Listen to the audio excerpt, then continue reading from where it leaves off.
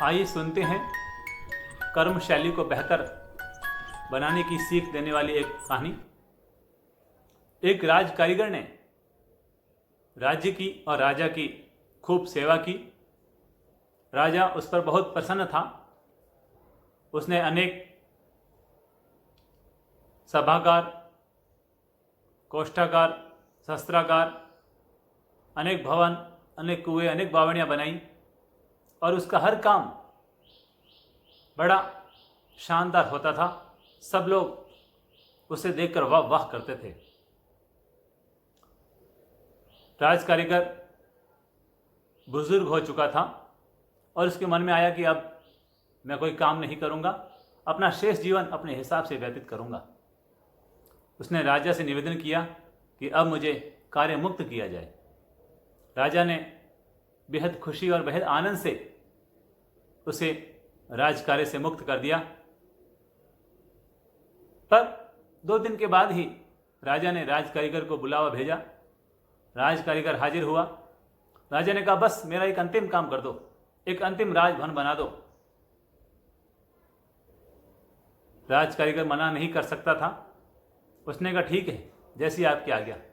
और उसने जैसे तैसे बेमन से राजभवन का निर्माण करके दे दिया।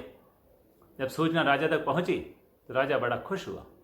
उसने राज कारीगर को राज्यसभा में बुलाया और सभी मंत्रीगण, सेनापति और सभासदों के बीच उसका अभिनंदन किया और अभिनंदन स्वरूप कहा कि इस राज कारीगर ने हमारी वर्षों तक सेवा की है।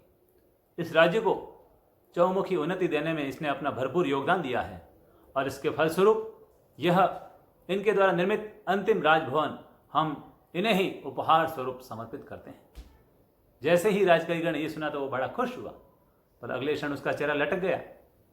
राजा ने पूछा, क्या बात है, आप मेरी घोषणा से खुश नहीं हैं? राज कारीगर ने कहा, मैं खुश तो हूं, लेकिन मैं दुखी इसलिए हूं कि मैं